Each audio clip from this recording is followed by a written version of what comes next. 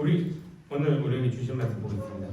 주신 말씀은 시편 13편, 시편 13편 전체입니다. 시편 13편 1절부터 6절까지의 말씀입니다. 시편 13편 1절부터 6절까지의 말씀 다 찾았죠? 네. 제가 한 절, 우리 친구들이 한 절 읽겠습니다. 제가 먼저 읽을게요. 여호와여 어느 때까지니까 나를 영원히 잊으시나이까 주의 얼굴을 나에게서 어느 때까지 숨기시겠나이까 나의 영혼이 범민하고 조물처럼 마음에 근심하기를 어느 때까지 하오며 내 원수가 나를 치며 자랑하기를 어느 때까지 하리이까 여호와여 내 하나님이여 나를 생각하사 응답하시고 나의 눈을 밝히소서 두렵건대 내가 사망의 잠을 잘까 하오며 두렵건대 나의 원수가 이르기를 내가 그를 이겼다 할까 하오며 내가 흔들릴 때에 나의 대적들이 기뻐할까 하나이다. 나는 오직 주의 사랑을 의지하였사오니 나의 마음은 주의 구원을 기뻐하리이다. 내가 여호와를 찬송하리니 이는 주께서 내게 능력을 베푸시니라. 아멘. 한 주 잘 지냈어요? 네. 6월의 첫 주입니다. 그렇죠? 6월 첫 주입니다. 5월달도 다 지나가고 이제 본격적인 이제 여름에 들어서는 6월에 이제 들어왔어요. 이제 여러분들에게는 기말이라는 큰 산만 넘으면 왜 좋아하지? 기말 듣기만 해도 좋아요? 네. 큰 산만 넘으면 이제 여름방학 다가옵니다. 이렇게 잘 이제 준비해서 이렇게 할 수 있기를 바래요. 우리 지난주부터 어디 읽고 있어요? 네, 시편을 읽고 있습니다. 모든 성경이 우리에게는 다 어렵게 느껴지지만 시편은 어때요? 쉬워요? 그나마 좀 쉬워요. 아, 그나마 쉬워요? 대단한 문학 선생님입니다. 목사님이 힘들어요. 나는 내가 문학적이지 않아서 시편이 굉장히 저는 어렸을 때부터 힘들었어요. 그래서 그냥 이야기로 돼 있는 사사기나 이런 것들은 너무 잘 이해가 되는데 시편은 조금은 이해가 좀 힘든 건 사실인 것 같아요. 왜 그럴까요? 왜 시편은 조금 이해하기가 힘들까요? 우리 문학에서 장르라는 게 있습니다. 장르가 뭐예요? 우리 문학에 보면은 장르라는 게 이러이러한 것들이 있어요. 여기 보면은 영어로 되어 있지만 뭐가 있냐면 드라마가 있고요, 판타지가 있어요. 그 다음에 신화 있고요, 종교, 코미디 이런 것들이 있죠. 이런 것들이 다 장르입니다. 그래서 어떤 한 작가가 뭐라고 얘기했냐면 이 장르에 대해서 뭐라고 얘기했냐면 그 장르가 가지고 있는 특정한 배경이나 역할이나 사건 따위들을 포함한 것을 장르적 관습이라고 이야기를 하는데 장르적 관습이 드러나는 게 장르다라고 이야기를 합니다. 무슨 말이냐면 예를 들면 이런 거예요. 우리 친구들 추리소설 좋아하나요? 아니요. 추리소설 안 좋아해요? 네. 추리소설을 보면은 꼭 등장하는 거 세 가지가 있습니다. 뭐예요? 추리소설 필수 요소 세 가지. 뭘까요? 요거요. 그거는 그 만화에서 등장하는 거고 추리소설에서 등장하는 거 세 가지. 탐정이요. 경찰 아저씨. 예은이가 생각하고 있는 게 그게 맞을 수 있어요. 큰 소리로 얘기해 보세요. 시체요. 사건 또 가해자 피해. 사건이 있으면 또 누가 있어야 돼요? 범인이 있어야 되죠. 네. 그러면은 범인이 그냥 있나요? 뭐가 있어야 돼요? 범인이 머리 쓴 트릭이 있어야 돼요. 추리소설은 사건과 범인과 트릭이 무조건 있어야 됩니다. 그래야지 이야기를 할 수 있죠. 그래서 이상호라는 작가가 추리소설의 공식이라고 해서 이렇게 얘기해요. 5가지만 알면 된다. 핵심 사건으로 이야기 시작하고 이때 등장하는 주요 인물에 대해서 범인을 설정한 다음에 모든 정보들을 공개하면서 독자의 눈을 피해가지고 과학적으로 논리적으로 사건을 설명한다. 추리소설 정말 쓰기 쉽다라고 이야기합니다. 사건은 내놓고 그 다음에 그 범인을 이렇게 얘기해주고 다음에 그 트릭을 어떻게 했는지에 대해서 이야기해준다. 이게 추리소설의 다다라고 이야기를 합니다. 어때요? 좀 적어볼 생각이 드나요? 자, 추리소설 장르는 이런데 그러면 시편은 시라는 장르는 뭐예요? 시라는 것을 위키백과에서 이렇게 이야기합니다. 마음속에 떠오르는 느낌을 운율이 있는 언어로 압축하여 표현한 글. 여기서 중요한 게 뭘까요?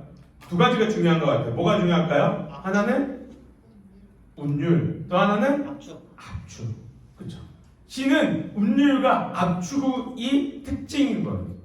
그러니까 이 시를 봤을 때에 시의 단어가 이렇게 함축되어져 있다는 거죠. 의미들이 함축적으로 이야기를 합니다.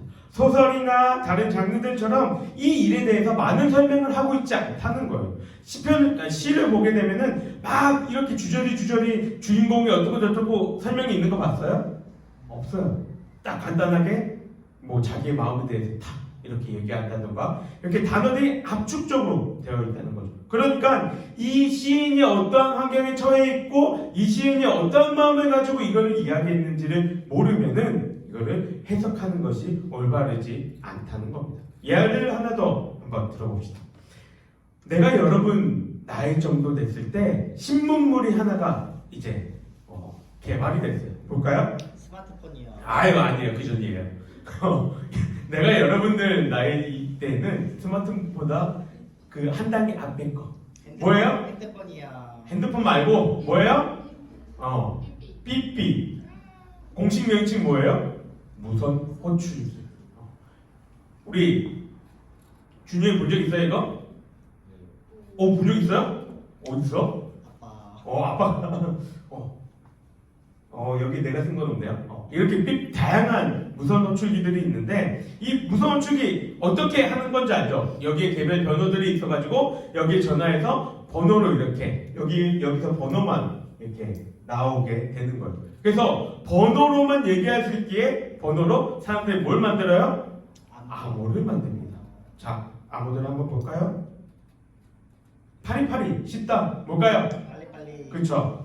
0179 뭐예요? 그쵸? 선생님도 바로바로 나오시죠? 네. 여기는 나이가 이제 아무도 안 했습니다. 천사 뭐예요? 엔젤. 천사 그냥 천사죠. 이제 좀 어려운 거 1010235 뭐예요? 열렬히 사고. 그쵸? 열렬히 사모예요. 누가 보냈어요? 자, 나중에 봅시다. 1200 뭘까요? 넌센스. 여러분 깊게 생각하면 안 돼요. 이때 시대에 삐삐를 썼던 사람들이 깊게 생각하고 만들지 않았어요. 1200 뭘까요? 12빵빵 1이 빵빵 일이 많다. 나 바쁘다. 그죠? 나도 이거 봐야 돼. 2848 뭘까요? 2848. 그쵸? 2848 맞다. 자 마지막 이 두 개를 맞추면은 내가 맛있는 거 사줄게요. 17317071 38317 뭘까요? 17317071 혹은 38317 두 개가 다른 거긴 해요. 뭘까요? 우리 학생들에게만 허용된 1731 17071 38317 그렇죠?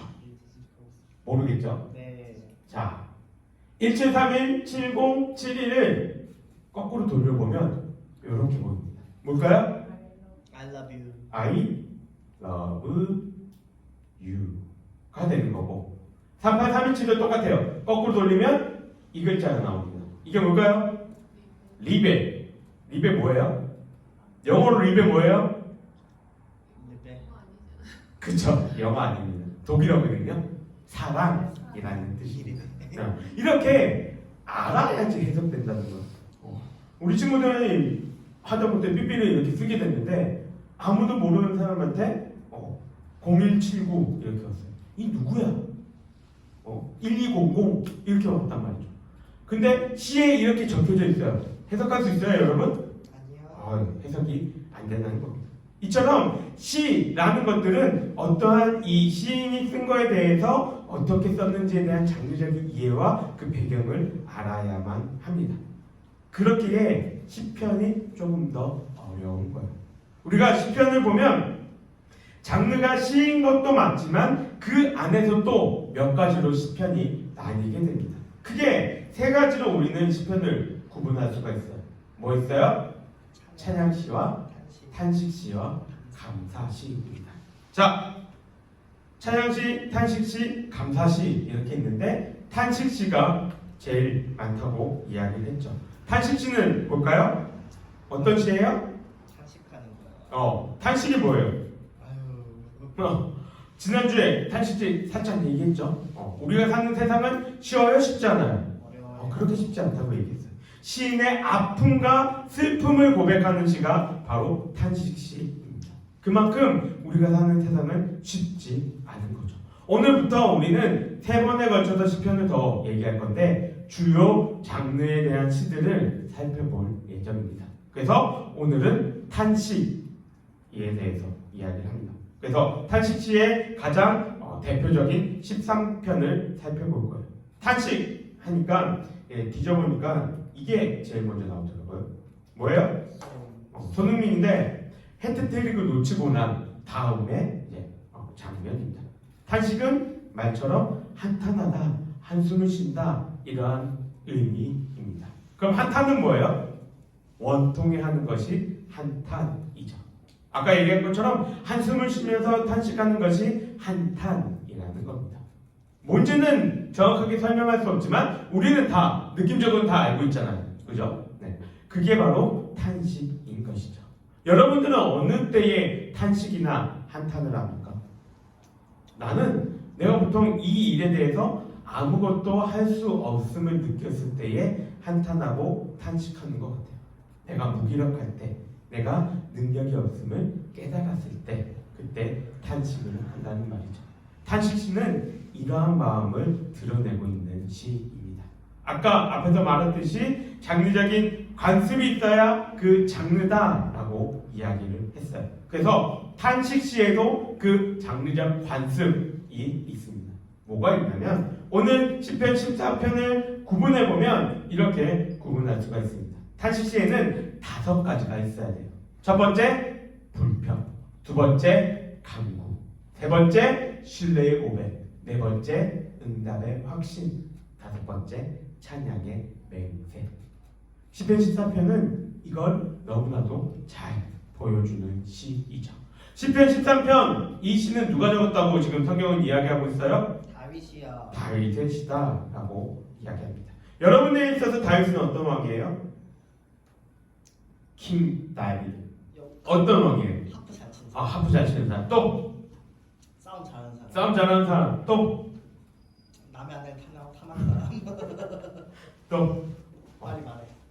다윗은 이거 골리앗. 지금도 이스라엘 사람들이 좋아할 만큼 위대하고 엄청난 왕이죠. 그런 다윗도 엄청나게 고생을 많이 했습니다. 다윗이 70세에 죽었는데 그 중에 13년은 사울 왕을 피해서 도망 다녔고 그 중에 또 7년은 반쪽짜리 왕 유다라는 그 민족들에게만 왕으로 추대돼서 이스라엘 땅을 회복하는 전쟁을 치러야만 했습니다. 다윗은 정치적인 기반이 아무것도 없었어요. 그렇게 왕이 됐을 때 뭐가 많아요? 적이 많아요. 적이 많죠. 시편 13편은 이러한 원수와 대적들이 존재하는 가운데에 다윗에게 병이 들렸을 때 다윗이 쓴 시입니다. 시편 그래서 13편을 보게 되면 1절과 2절에 반복되는 문장이 하나 있습니다. 뭘까요? 뭐가 반복됩니까? 시편 13편 1절과 2절 뭐가 반복돼요? 어느 때까지? 그쵸. 어느 때 언제까지니까 어느 때까지니까 라고 이야기합니다. 이걸 영어로 표현하면 뭐예요? 영어로 뭐라고 얘기해요? 영어 How 모른대요. long? 영어 모른대요. How long? 모르니까 알려주는 거예요. How long? 언제까지니까. 그래서 영어권에서는 이 시편 13편의 별명이 How long 시입니다. 언제까지니까. 이게 무슨 말이에요? 지금 이 상황이 언제 끝나냐는 거예요. 이 고통과 아픔이 왜 계속되고 있냐는 거예요. 아까 얘기했듯이 탄식시의 처음은 뭐예요? 불평입니다. 근데 여기서 우리 불평하면은 우리는 보통 어떻게 인지합니까? 불평, 좋은 거예요, 나쁜 거예요? 나쁜 거예요. 네, 우리에게 불평은 부정적인 뉘앙스가 많아요. 그렇죠? 막 하기 싫고 이렇게 짜증나고 불평 불만을 한다라고 이야기를 하죠. 근데 탄식시에서의 불평은 그런 부정적인 뉘앙스를 의미하고 있지 않습니다. 영어로 이 불평을 뭐라고 얘기하냐면 complain이라고 얘기합니다. complain 뭐예요? 우리 이런 서비스 용어라고 얘기하죠. complain과 claim이 있는데 complain 뭘까요? complain 뭐예요? 화났어. 나 화났어 얘기하는 거고 claim 뭐예요? 손해. 나 손해봤어 얘기하는 거예요. 무슨 뜻이에요? 클레임은 물건에 대한 하자가 있거나 그래가지고 내가 손해를 봤다 얘기해서 이거를 만든 측에다가 얘기하는 게 클레임이고, 컴플레인은 뭐예요? 내가 정당하게 받아야 될 그러한 태도나 행동에 대해서 내가 받지 못했음에 대해서 이야기하는 것이 컴플레인입니다. 탄식시도 마찬가지입니다. 지금 다윗이 왜 지금 이 얘기를 합니까? 왜 하나님께 컴플레인 하고 있어요? 하나님이 나를 보호하시고 인도하시는 분이시라면 왜 나를 이렇게까지 놔두고 계십니까? 왜 나한테 이런 일들이 벌어집니까? 문제를 제기하고 있는 거예요. 하나님 나 잊으셨어요? 나 있는 거 까먹으셨어요? 나 이런 고통 중에 있는데 나 버리셨어요? 이 얘기하는 게 지금 불평, 탄식시에서의 불평인 거죠. 여기서 중요한 거 한 가지가 있습니다. 다윗이나 시편의 시인들이 탄식하면서 하나님께 불평을 하는 것은 따져 묻거나 싸우기 위해서가 아니에요. 우리는 보통 부모님들에게 불평, 불만, 짜증을 냅니다. 그때 여러분들은 어떠한 마음을 가지고 부모님께 불평, 불만, 짜증을 내요? 이 문제에 대해서 부모님이 해결해 주실 수 있으신 분이니까 짜증을 냅니까? 아니요래요. 대부분 그렇지 않죠.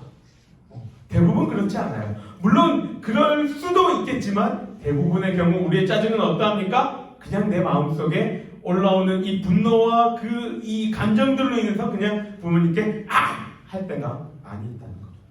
그런데 탄식시에서의 불평은 그런 불만이 아닌 거예요. 그런 불평이 아닌 거예요.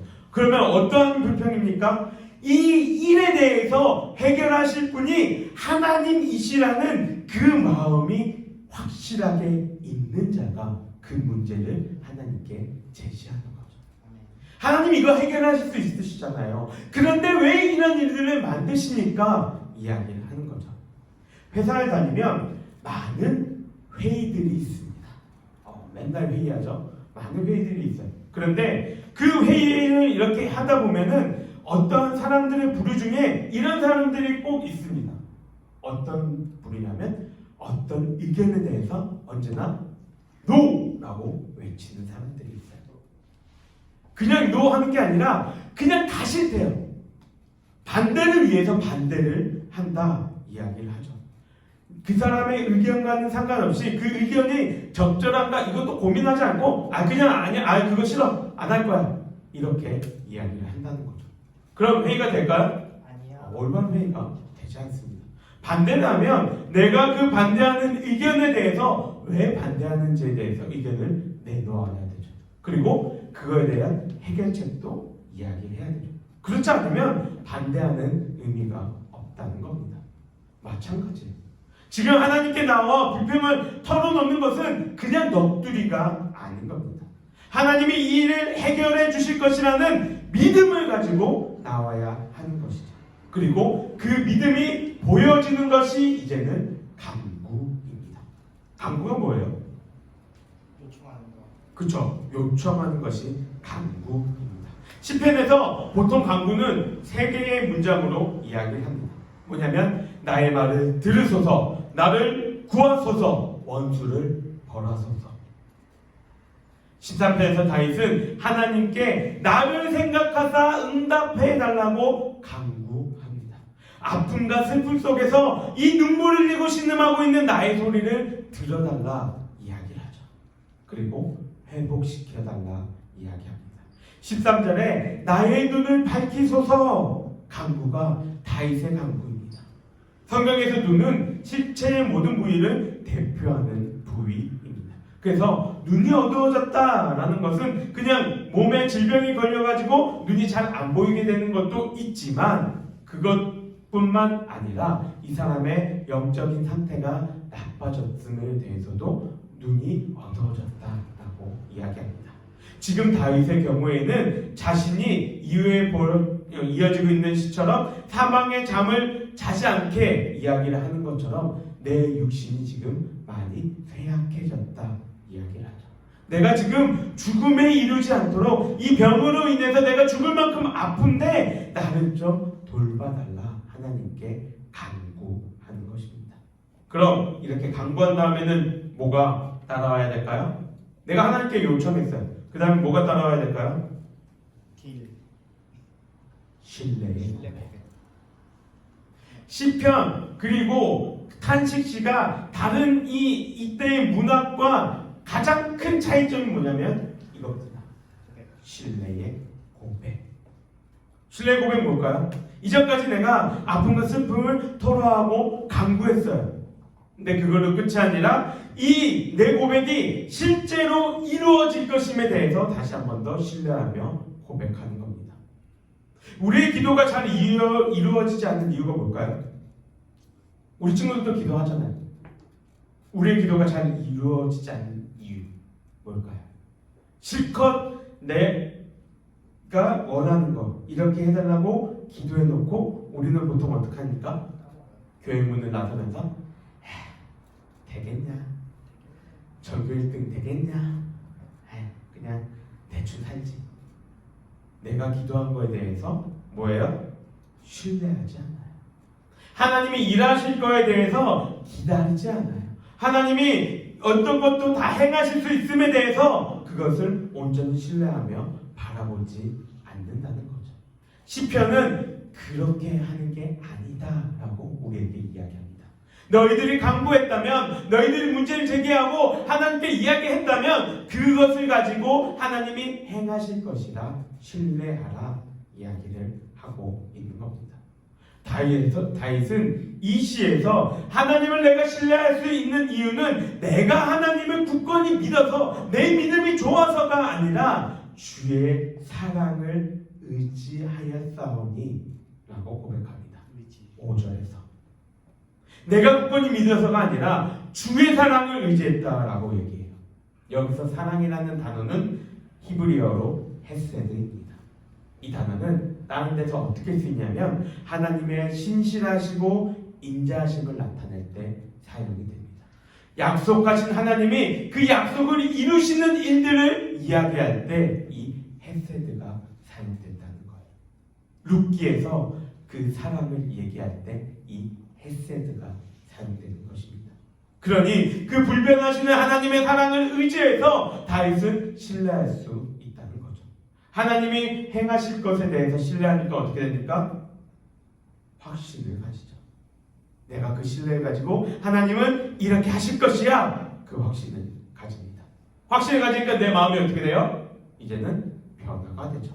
2절에 다윗은 뭐라고 얘기합니까? 나의 영혼이 번민하고 종일토록 마음에 근심했다 이야기합니다. 그런데 지금 5절 후반부에서 뭐라고 얘기하죠? 주의 구원을 나의 마음은 주의 구원을 기뻐하리이다. 이전엔 어땠어요? 번신과 금인이 가득했어요. 그런데 내가 하나님께 그것을 간구하고 신뢰하고 나아가니까 내 마음이 이제는 하나님을 찬양하고 기쁨이 넘치게 됩니다. 그 마음으로 이제 어떻게 합니까? 하나님을 찬양하게 되죠. 하나님을 높여드리는 겁니다. 내가 할 수 있는 최선의 방법을 가지고 하나님께 영광을 돌리게 되는 거예요. 왜요? 오늘 다윗의 시의 마지막에 뭐라고 얘기합니까? 주께서 내게 은덕을 베푸셨기 때문에. 주께서 내게 은혜를 베푸셨습니까? 이게 바로 탄식시입니다. 삶이 어렵고 힘들고 괴로워요. 진짜 하나님이 안 계신 것 같아요. 그럼에도 불구하고 나를 버리시지 않는 그 하나님의 약속을 신뢰하며 나아갔을 때 하나님은 내 앞에 모든 문제들을 해결해 주시고 내 마음속에 기쁨을 주신다는 거예요. 그러니 걱정이 더 이상은 걱정이 아니게 되죠. 문제가 문제로 보이지 않는 것입니다. 여러분들의 삶에 이러한 은혜가 있기를 바랍니다. 분명 나 혼자서 짊어지기에는 너무나도 벅차고 어렵고 힘든 일들이 여러분들의 삶 가운데에는 꼭 찾아옵니다. 내가 어떻게 할 수 없는 일들이 벌어진다는 거예요. 그때 그 문제들을 어떻게 내가 해결할 수 없는 그 문제들을 붙잡고 전전긍긍하는 것이 아니라 만물의 주관자시오 문제보다 더 크신 하나님이 나를 사랑하셔서 아들을 보내셨던 그 사실을 기억하면서 그 문제를 가지고 하나님의 사랑을 의지하며 탄식할 수 있는 우리 친구들이 되기를 바랍니다. 그때에 여러분에게 이전과는 경험해보지 못한 하나님의 그 사랑을 풍성히 경험하는 은혜가 있을 거예요. 그럼 우리 모두가 되기를 소망하면서 우리 함께 기도하겠습니다. 사랑에 많으신 하나님 아버지 감사합니다. 오늘 시편 13편의 시를 통해서 탄식시를 통해서 우리가 하나님을 어떻게 바라보아야 할지에 대해서 고민해 봅니다. 하나님, 우리 삶에도 어려움과 힘든 일들이 다가옵니다. 그러한 어려움과 힘든 가운데에 우리가 그것으로 인하여 넘어지고 쓰러지는 것이 아니라 그것들을 받아들고 하나님 앞에 탄식하며 나올 수 있게 하여 주시옵소서. 이 문제를 해결하실 그 주님을 의지하며 나를 사랑하셔서 아들까지 보내주신 그 사랑에 의지하면서 우리 친구들 나와 주께 기도하며 나아갔을 때 다시 누렸던 그 은혜를 우리 가운데도 허락하여 주시옵소서. 그래서 우리 친구들의 삶 가운데에 온전히 하나님이 일하심을 느끼며 살아갈 수 있는 모든 친구들 될 수 있도록 역사하여 주시옵소서. 그 길을 소망하오며 여호와는 내게 복을 주시고 너를 지키시기를 원하며 여호와는 그 얼굴을 내게 비추사 은혜 베푸시기를 원하며 여호와는 그 얼굴을 내게로 향하여 드사 평강 주시기를 원하노라. 아멘. 수고하셨습니다. 우리 오늘 유초등부 달란트 시장 겸 우리 주일학교 회식 있으니까 다 같이 밑에 내려가서 맛있는 음식을 같이 나눴으면 좋겠습니다. 왜 이렇게 일찍 왔어? 왜 이렇게 일찍 왔어?